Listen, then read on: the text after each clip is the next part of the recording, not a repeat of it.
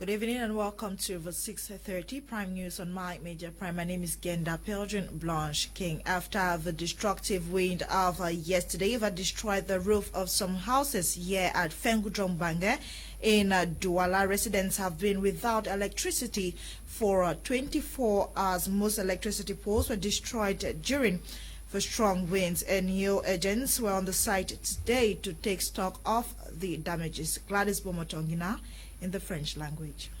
Suite à la tornade ayant eu lieu hier à Fengudrombange-Koto dans la ville de Douala, emportant la charpente et la toiture d'une maison et coupant sur son chemin fils électriques et câbles, les populations de ce secteur jusqu'au quartier d'Ilundi sont désormais privées de lumière jusqu'ici. L'un des membres de la famille du propriétaire de la maison endommagée déclare qu'un constat a eu lieu plus tôt dans la journée. Question pour eux d'évaluer les dommages et intérêts causés par leur toiture à leur voisinage, et ceci tout en implorant leur patience. Bien que les câbles soient toujours pondus à même le sol, la présence de la voiture des agents d'ENIO sur le terrain avec les poteaux électriques à l'intérieur donne espoir à ces populations qui espèrent voir leurs différents quartiers éclairés à nouveau dans les heures prochaines. Municipal authorities in Noni subdivision, Bui division of the Northwest region have met for the first administrative management and stores account session, which took place at the council premises to evaluate the level of project execution. Details with Fonquinta. A community with diverse opportunities, now deserted voids of most economic and social activities. Nkor precinct in Noni subdivision, Bui division, Northwest region of Cameroon, now a shadow of her real self with houses abandoned and others transformed to small bushes. To restore life in that community, hit hard by the Anglophone crisis and coronavirus pandemic posing a health threat, administrative and municipal legends have met at the Nkor Council for the 2020 Administrative Management and Stores account. Despite challenges caused by the socio-political crisis in the Northwest and Southwest regions, the Council has been able to realize most of its projects, including a cattle deep, bridges, amongst others. The Mayor from Nkor Council during the session called on local and administrative authorities to preach peace, especially in the two English-speaking regions. To call on all the councillors, traditional and religious authorities, to preach peace and nothing but peace to the inhabitants of our country. We all know that in the absence of peace, there is no development, and there can never be one. Our council has, within the past 4 years, collected no revenue due to the present crisis. Present was the divisional officer for Noni subdivision, Banks Kisob Emmanuel, who urged councillors to collaborate with the mayor for a better realization of projects. The authorities equally visited Nkor Hospital to evaluate work done on the new maternity building under construction. The adopted draft administrative budget for Nkor Council that has not collected revenue for the past 4 years due to the conflict stood at 547,890,817 francs. The death of former Prime Minister of Cameroon, ACHIDI, was announced yesterday, and according to family members, he had been battling with ill health for years now before his demise yesterday at a hospital in the United States. An insight of his professional life with Audrey Zatza.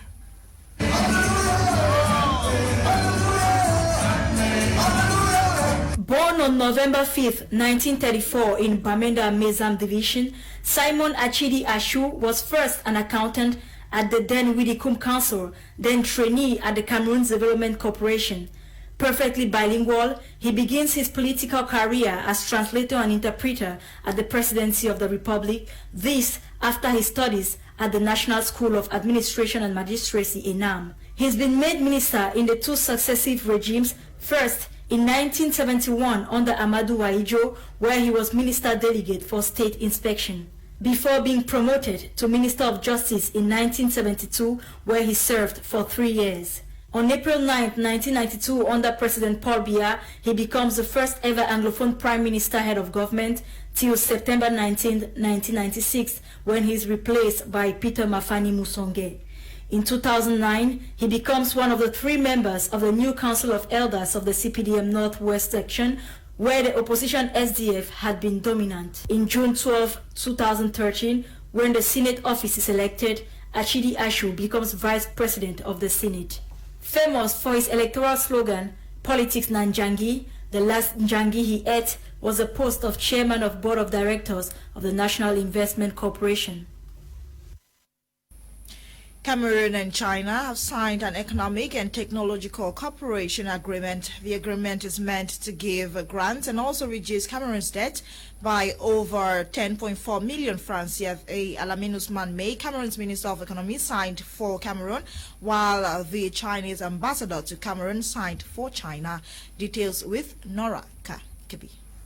The governments of Cameroon and China both signed an economic and technological cooperation agreement yesterday, May 4, in Yaoundé in the form of an assistance with no underlying conditions. Alamin Ousmane May, Cameroon's Minister of Economy, signed the agreement on behalf of the nation, while the Chinese ambassador to Cameroon, Wang Jihong, signed for his country. The 2 men were accompanied by close aides in signing the agreement. It should be noted that this agreement between the 2 countries falls in line with concretizing commitments with the Chinese president in the Beijing Extraordinary Virtual Summit on solidarity in fighting the health pandemic. Alamin Ousmane May throws more light on the agreement. We have witnessed the signing of 2 agreements, one in the form of a grant up to 25.5 billion CFA. The other agreement is the cancellation of our debt up to 10.4 billion CFA. The money is geared towards developmental projects selected by both countries. The minister appreciated China's support to Cameroon in the fight against the coronavirus. He further salutes China's gesture in making the developmental projects a dream come true. Marked by the COVID-19 pandemic, China has supported us through health material, vaccine, and now we are going a step further in line with the solidarity, the strong commitment of China towards making our development a reality. The laudable initiative comes after an earlier debt restructuring vis-à-vis China in 2019 and 2022. Vihaya Institute of Business Management and Technology, HIBMAT, Douala Campus organized HND Defense today for students of the institution. This took place in the presence of independent members of jury, school authorities, and parents. Lasha Kinsley was present and compiled the following. The Higher Institutes of Business Management and Technology, HIBMAT, Douala Campus, today witnessed the HND defense of students of the institution from different fields of studies. According to members of the jury, the students were prepared for the exercise. Most of our students were prepared for this exercise. I want to attest that I'm really impressed with the reactions of our students. We realize that the students are prepared, because this academic year started in October, and the report is just the last stage for their preparation. So for now, we encourage the students to dot their I's and cut their T's. After today's exercise and the performances of the students, the members of the jury are convinced HIBMAT will produce 100% in the upcoming HND exams in June. The format they presented, the way they were very eloquent, the questions they handled really proved to me that in their June session examination, they are going to do all their best. And I propose, or I suppose that from whatever they've done, HIBMAT may give 100% in all the specialties. To the students, most of them can now breathe fresh air. All the stress and the load that I'm having just went out like that. I was so tense with this report issue and all the defense. my tension was just increasing all the time. But with the presentation I did, the jury was very happy, and I'm also happy. I feel very relieved, very happy, and very successful. I'm actually so excited. Like there's this fresh air passing in me right now. Emeritus Professor Kashim Ibrahim Tala is the rector of Hikmat Buya and Douala. I have sat through some of the defenses, and I'm happy to note that the students have worked very hard. The questions that the jury have put to them are very pertinent and insightful. And I'm very happy also to note that the students have answered very well. And the results that have been declared now for almost half the number of the students have been extremely favorable. Although Hikmat is an Anglo-Saxon institution, Cameroon is a bilingual country. So the students must, it's a matter of necessity, they must learn French, and they must be ready to use French, because 3/4, this is a business school, 3/4 of the businesses here are owned by French-speaking Cameroonians. After the defense, students of Hikmat are now bracing up for the upcoming HND exams in June. Some bandits have successfully carried out a robbery operation in the office of the Evangelical College of Konsamba. Materials were stolen, but no loss of life. Investigations have been opened to apprehend the robbers and get to the root of the operation and escape. Details with Etape Content in the French language. Pas de perte en vies humaines ni matérielles, mais les dégâts physiques sont visibles. C'est le bilan d'une opération de braquage orchestrée par les hommes de sang-froid nilois dans la nuit de lundi à mardi passé au collège évangélique de Konsamba, département du Mungo. Très organisés, ces derniers ont neutralisé le vigile d'abord avant d'accomplir leur sale besogne en passant par les plafonds. Les dégâts sont nombreux. Ils ont défoncé les ouvertures, faire détruire les plafonds, les fenêtres, mais pour le moment, nous ne déplorons pas les cas de perte de matériel. Selon certaines sources d'information, à l'arrivée des vandales sur les lieux, le gardien ne dormait pas. Après avoir humé leur présence, il a directement fait appel au pasteur pour lui faire état de ce qu'il a été attaqué par les bandits. On a gardien monté au plafond. Le gardien a commencé à dire Pasto. Le pasteur voulait sortir. Il m'a dit qu'il ne veut pas sortir parce que quand j'ai vu dans le boudin comme ça, je me suis dit que si c'est au son pour le tuer. Entre-temps, le père allait seulement les gens. Jusqu'au moment où on a cassé les vitres, on a compris le but des vitres, comment les vitres étaient en train de faire dire que ça commence. Et puis en ce temps maintenant, le père a regardé, il a jeté un coup d'œil dehors, il a vu une moto. Et dès qu'il a vu un peu de police derrière, le père a dit que je peux sortir parce que c'est comme si la police. Malheureusement, ces malfrats ont pris la poudre d'escampette en quittant les lieux d'opération un peu plus tôt avant l'arrivée des éléments de police. Toutefois, une enquête serait ouverte pour déterminer d'où ils se sont enfuis pour mettre fin à ce phénomène de grand banditisme qui sévit dans la ville de Konsamba. We stay with Etape Content for updates in the sports world. Parlons d'abord du football africain, éliminatoire de la Coupe du Monde Qatar 2022. Les stades homologués de tous les pays sont connus. La CAF a publié une liste hier mardi 5 mai 2021 dans laquelle elle annonce que 5 stades de football qui répondent aux normes internationales ont été choisis au Cameroun pour abriter les différentes rencontres prévues pour cette étape de la compétition.